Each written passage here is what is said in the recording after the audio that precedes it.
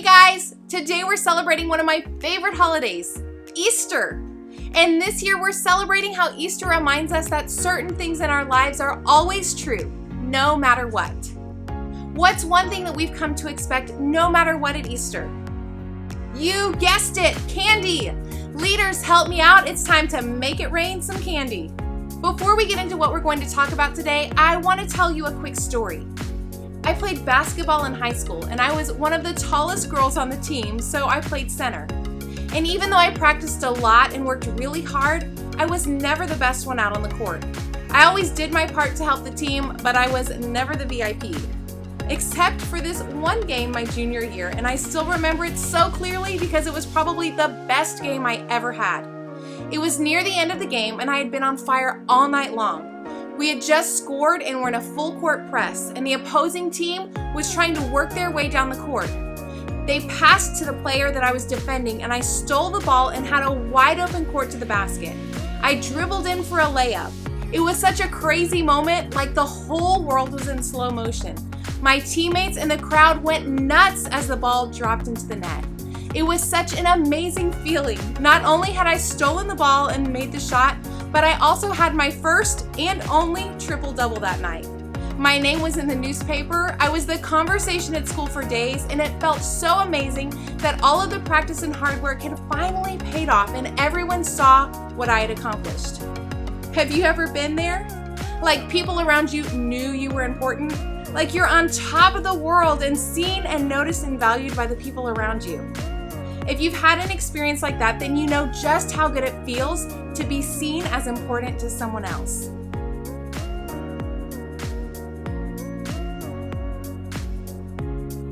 But if we're honest, I think we'd all say there are places in our lives where we don't feel so important. And that feeling, well, that is not so awesome. Maybe you're not playing as well in soccer as you'd like. Or maybe you just can't understand math, but it seems like everyone else in class really gets it. Maybe you feel like you're an outsider at school and wonder if anybody even knows your name. Maybe no one ever likes or comments on those videos you post. Or nobody invites you to hang out. Things like that, well, they make us feel anything but important, don't they? I think the reality is that most of us probably feel unknown or unimportant at some point.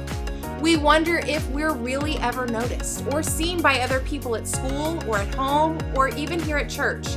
It seems like only certain people get to feel important all the time, and we're just lucky if we feel important every once in a while. If you've ever felt that way, first, I want to say that I am glad you're here. My hope is that when you walk into this room, you're treated with dignity and respect no matter what. My hope is that we would all see people as important and worthy of love. And second, I want to tell you a story about somebody else who probably felt just like we do sometimes. Somebody who didn't think they were that important. And what's cool is that as we look at the story, we'll see that Easter actually shows all of us one really big truth. We're important to the one who is the most important. Today, we're actually going to talk about the most important event in Christian faith. And to start, we're going to see what this incredible woman named Mary had to do with it. Now, when you hear the name Mary from the Bible, you may think immediately Mary, the mother of Jesus. Or maybe you've heard the story of a guy named Lazarus and his sisters Mary and Martha. And while both of those are pretty important women in the Bible, they are not the Mary that we're talking about today. This Mary may not have been the most well-known Mary, but what we're going to learn about her life is powerful. This Mary was from a small fishing village called Magdala, so she was known as Mary Magdalene. Now, here's the thing. It's actually a pretty big deal that we can talk about any of these Marys today, because at the time that they lived, women didn't have a lot of rights or freedoms or opportunities like men did in their culture. That's actually one reason that there are a lot more men talked about in the Bible than women. And that's also part of what made Jesus so interesting. In a culture that gave women less rights, less leadership, and less opportunities, Jesus went out of his way to value women and give them opportunities. In fact, we know that during his life and ministry, he was close to Mary Magdalene. He knew her by name. He saw her as important. And we know this because some of Jesus' closest followers, Matthew, Mark, Luke, and John, recorded it for us in the Gospels in the Bible. And because Jesus was close to Mary Magdalene, she's included in the story that we read every year at Easter. She's part of the event that shaped our Christian faith. So let's take a look. Mary was standing outside the tomb crying, and as she wept, she stopped and looked in. She saw two white-robed angels, one sitting at the head and the other at the foot of the place where the body of Jesus had been lying. "Dear woman, why are you crying?" the angels asked her. "Because they have taken away my Lord," she replied, "and I don't know where they have put him." So to catch us up, Jesus had just been killed. He was crucified on a cross, which was a horrible and public death that friends like Mary Magdalene witnessed. Then he was buried in a tomb.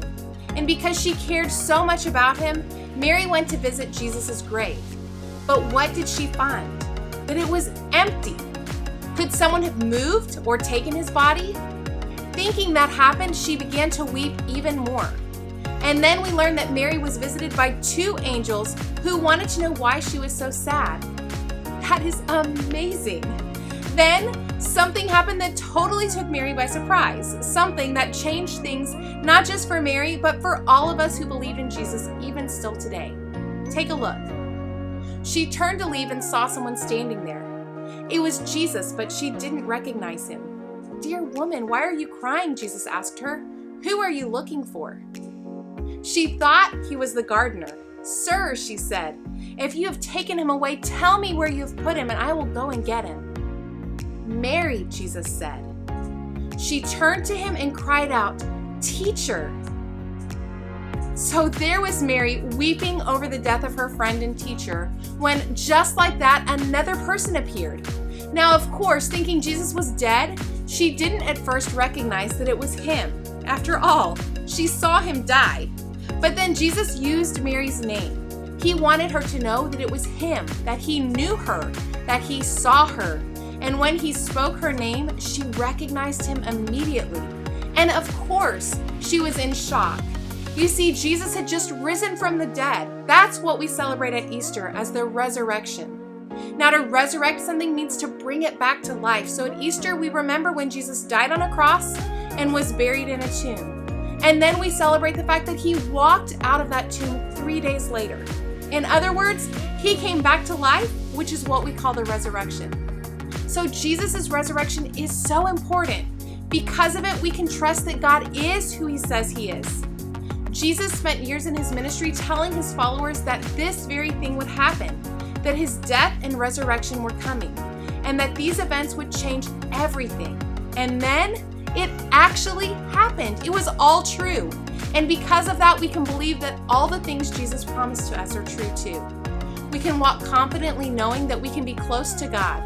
Jesus made it possible for us for eternity through that resurrection. And that's what makes Easter so important.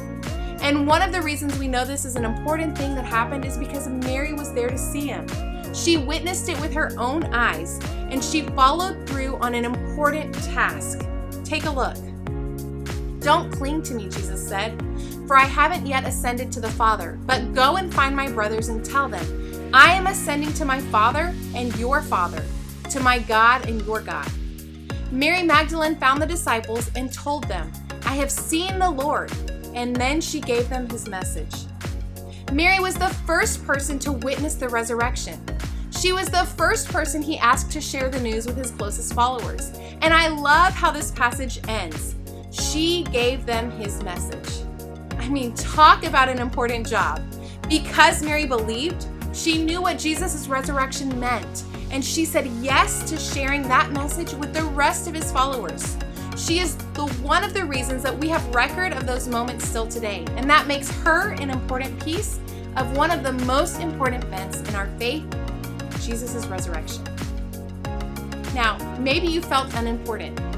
Maybe you feel like nobody else sees and notices you, that people don't understand you, that God would never choose you or love you. Well, let me just assure you that what we celebrate every year at Easter proves that you not only are important, but you're important to God.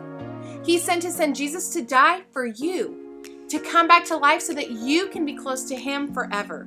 And he did that because of his love for you. He did that because your life is important to him. So this is what I want you to remember. Easter reminds us that we are important no matter what.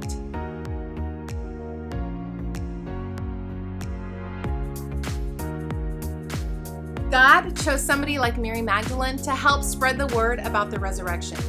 He chose her to be an important part of the story. And what's cool is that the same can be true for us. God didn't just send Jesus to die for those people back then. His resurrection wasn't just to help them. He didn't just want people like Mary to know that he saw and he cared about them. He did it for us too. No matter how other people see us and no matter how we feel, the resurrection proves that we are loved, we are seen, we are chosen, and we have value.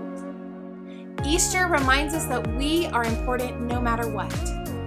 So the question is, how do we begin to believe that? First, I think we need to think about how we see ourselves. Do you believe that you're important? To God? To those around you? To yourself? Do you talk down to yourself or allow negative thoughts or words about who you are and how others see you take up space in your mind? Do you let other people treat you poorly or hurt you or talk down to you? Do you think that you deserve to be treated badly because you're not important? Do you think that God even cares about you at all? Get really honest with yourself and think about the way that you feel about you. And ask God to remind you this Easter that his love is for you. To him, you are seen, known, valued, and important. So much so that his son Jesus died and rose again just so he could be with you. That makes you important in his eyes. Next, think about how you treat others. One of the most important things we can do this Easter is show Jesus' love to others. And we can start by treating others with the same value that Jesus did. We can show people, no matter who they are, that they're important to us by listening to them, inviting them to be part of our group, standing up for them when they're being mistreated, learning about people of different races or ethnicities or religions, or simply even saying hello in the hallway. Doing that not only shows them that we care, but it gives them a glimpse of God's love working through us. It shows them that they're important. Remember, Easter reminds us we're important no matter what. And one of the best places to practice living this out is in your small group. There, you have a leader who values you, somebody who believes in you, that you are so very important to, and they want to help you not only begin to believe that about yourself, but to show it to other people as well.